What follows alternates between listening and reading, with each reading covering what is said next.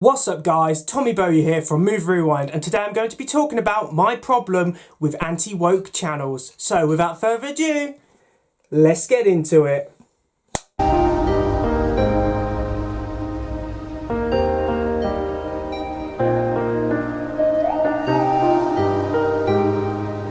Anti-woke YouTube channels have really grown in popularity over the last few years, and I have to say I'm always puzzled by how they become so successful.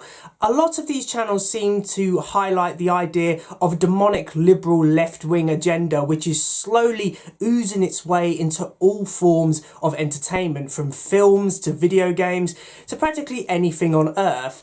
And I have to say, having watched a number of these YouTube channels, from some of the biggest, which have over millions of subscribers, to some of the smallest, which are under 1,000 subscribers, it's fair to say that they all seem to have the same narrative. In my personal opinion, they are grifters. They are grifters who are just trying to cause outrage, sometimes outrage they don't actually believe in order to gain attention.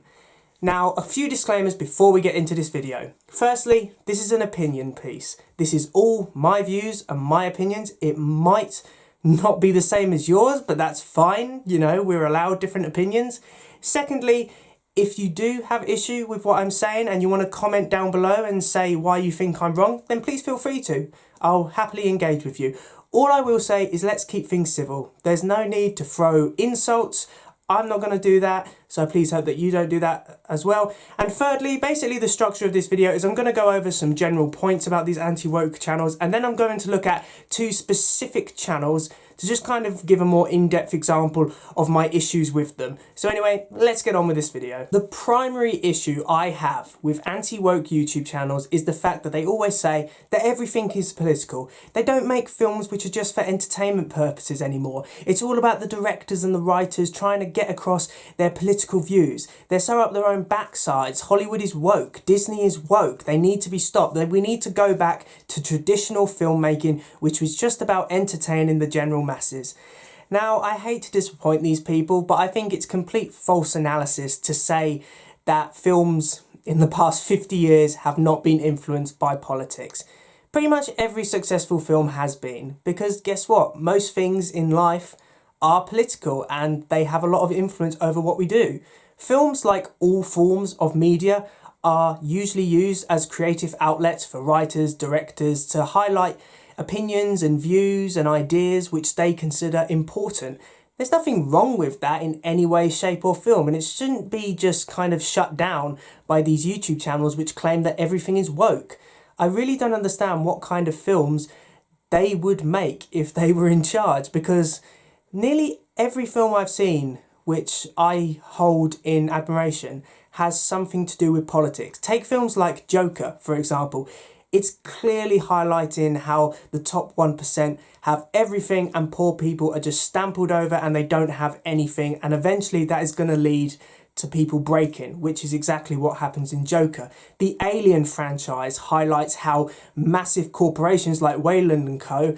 don't care about their workforces and is quite happy to see them killed or hurt in order to get what they want, which is exactly what happened. And obviously the Star Wars prequels, that clearly mirrors the rise of the Nazis in 1930s, with Palpatine getting emergency powers, using war in order to strengthen his grip on the Republic. That is exactly what Hitler did during the 1930s, using crises in order to gain more power for himself. Every single film has something to do with politics, because politics it's about our lives. It's how people have opinions. Now, you can agree with these opinions or you don't have to agree with these opinions, but that doesn't mean that the film is bad just because it doesn't necessarily align with your form of politics. I see a lot of grifters like Ben Shapiro, for example, always saying that, oh, you know, these films, they're not conservative enough. And it's like, well, hang on, why do films have to be conservative? You know, if you look at films just through that narrow mindset, then you're going to miss out on some fantastic films. And plus, a lot of these anti-woke channels will focus on superficial things such as race, such as gender, you know, such as sexuality. I honestly believe if Alien was released in 2024, some of these grifters would be up in arms that Ripley is the main character of the Alien film. I honestly think they would, because they seem to just focus on these small-minded points which they know are going to get views, are going to get them the attention which they deserve, even if I don't think they always believe in what they say. The Critical Drinker is probably the most famous anti-woke channel out there. A lot of these new channels I see set up obviously take the Drinker's template and try and use it themselves. And I have to say, I used to be a subscriber of the Critical Drinker. I found his videos interesting. I didn't always agree with his views, but I was prepared to listen to them. And he did have an entertaining personality. However, in recent years, I think more and more people are starting to see through the Critical Drinker how he's not actually a fantastic reviewer. Some of his reviews contain hardly any points. They just boil down to simple identity politics. And I think that is a bad way to review films. If you only focus on identity politics, then don't be surprised if you just view films through identity politics, which sometimes don't even have evidence. An example I can think of with the Critical Drinker is when he reviewed Across the Spider-Verse. He said that Peter B. Parker was a weak character, always shown in a dressing gown with a baby. Why is that? And he kind of insinuates the fact that Peter B. Parker is the only white straight male, and that might be why he's shown to be weaker. And I remember watching that and thinking, why have you made it about identity politics? Because the film is clearly not doing that.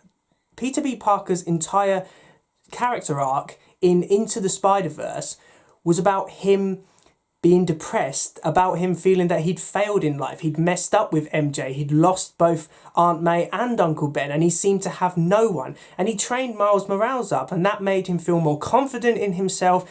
And by the time we see him in Across the Spider-Verse, he's made up with MJ, he has a daughter now, something that he can take responsibility for, and he tries to help Miles out, and he tries to make all the others see that it doesn't have to be the way they think it has to be. Now, I never understood why Critical Drinker focused simply on Peter B. Parker's identity. I didn't see how him being a straight white man was any relevance to the decisions they made in Across the Spider-Verse, and that's because it's not. Critical Drinker just focused on that because he knows that's what his audience enjoys.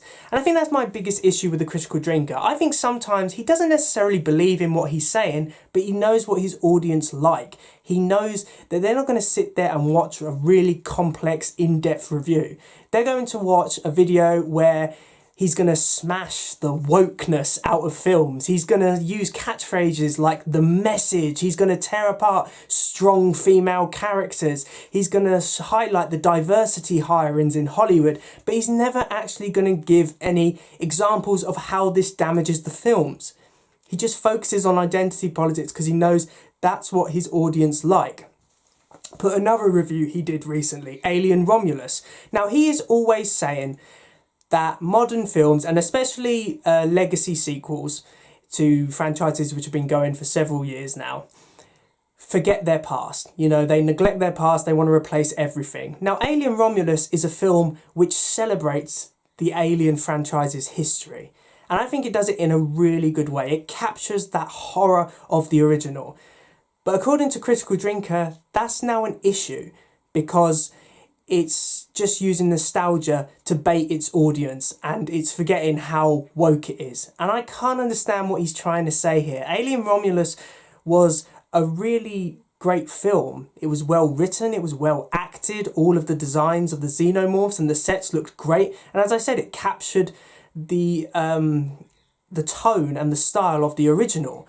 But Critical Drinker, obviously, he can't say that a modern film is good because that's not what his audience want. That is not the video which is going to get him loads of views. So obviously he has to say that it's bad. He has to say that there are issues with it. And I found it really telling that when I looked in the comments on his Alien Romulus review, I would say at least 40% of the comments were people saying that he was wrong, saying that they can't see why he has such an issue with Alien Romulus. It's like he's just choosing to dislike it because it's a modern film. And I think that's very telling. I don't think the Critical Drinker is a great reviewer. I think he is someone who simply focuses on easy points of criticism, such as identity politics. The second YouTuber that I want to focus on is someone who I've spoken about before, Nerdrotic. Now, in my opinion, Nerdrotic is one of the worst grifters I have ever seen on YouTube, and he's someone who I think is really making YouTube toxic as a platform in terms of the film and entertainment community. For me, Nerdrotic reviews are just so baseless. They contain nothing really of relevance. He just focuses on identity politics through and through. From the videos to even the thumbnails he uses, which often use exaggerated stereotypes. I mentioned this in a Doctor Who video I did before, but he used Rose, who is a transgender character in Doctor Who. He photoshopped her face onto a bodybuilder's body. And that's clearly just him saying that Rose is transgender, so she's actually a man.